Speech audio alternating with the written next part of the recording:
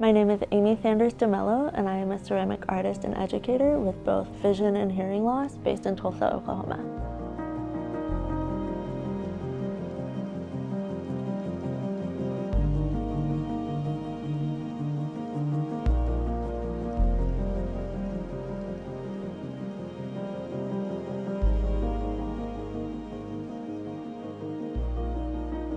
My name, actually, my artist name is Amy Melo, which is my dad's last name and my mom's maiden name.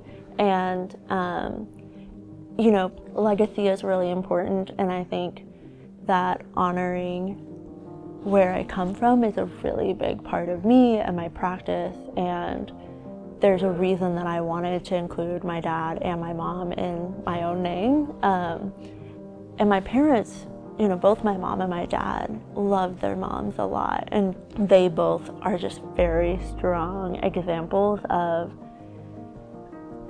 forging your own path in a world that's dominated by men, and I look up to that a lot. So I started doing ceramics about halfway through college, and I was studying filmmaking, really enjoyed it, but I wanted something that was just for me, that wasn't being graded by professors. So I started taking just a ceramic class at my local clay studio, and I remember my teacher was very warm and very compassionate as a person. I was really critical of my own work. I hated everything I made, especially in that first class. And he would always take the weirdest looking pots that I had and just talk about how beautiful they were.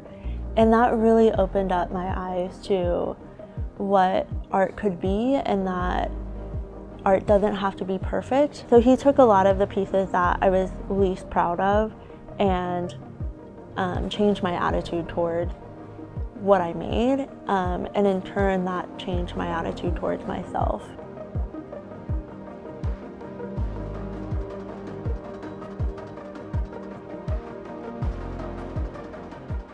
So I've worn hearing aids since I was 4, and then I was diagnosed with the disease that I have at about age 12. So I've known for a long time that I would experience vision loss very gradually over my lifetime.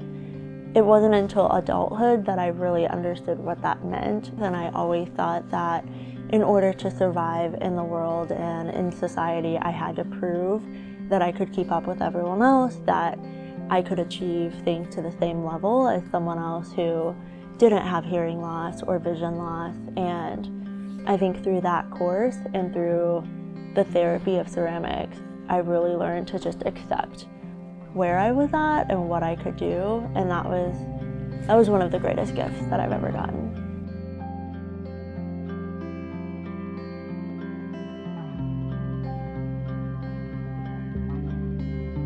When I was younger, I was definitely very afraid of the unknown and just of the what ifs. I had a lot of questions. There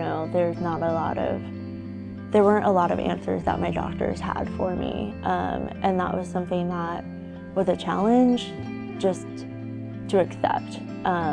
There's ongoing research, there's not a cure, there's genetic therapies, there's all these things happening that are in motion, which gives me hope, but there's no clear answer about what my life will look like in 5 to 10 years.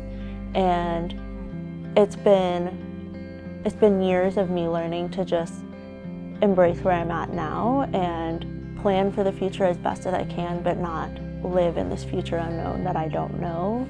My parents are incredible people. I honestly have to credit them a lot with the independence that I have and the courage that I have.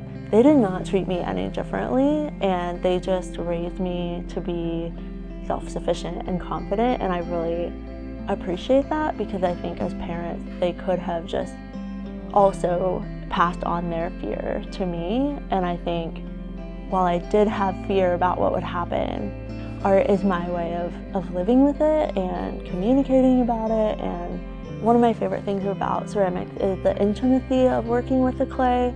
It's just using something that comes from the earth to create a functional piece. I'm using my own hand, and that piece potentially going to someone else's home, and that person using it every day, and also touching it with their hands after it's been in mine, I think it's just really beautiful that it's a shared experience.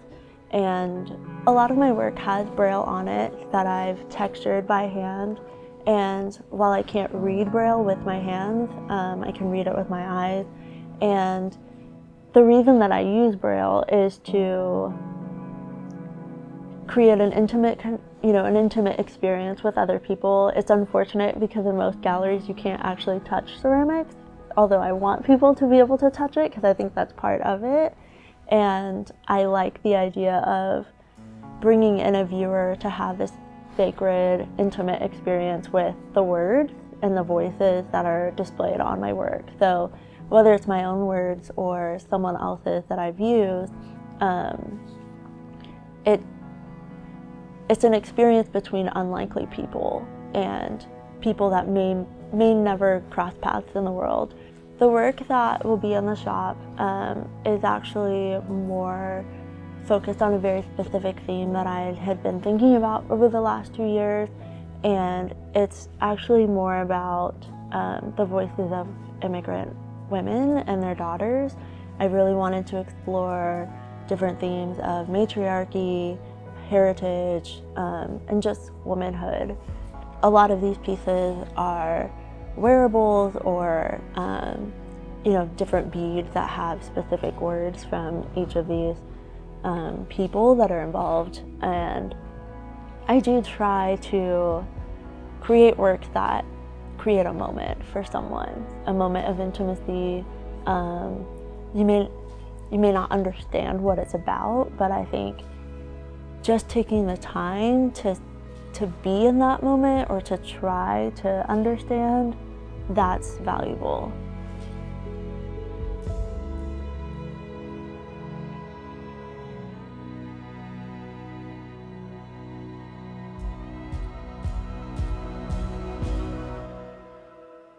A big part of what has, I guess, helped me in my journey is just being unafraid to tell my own story. I think that is really hard for people,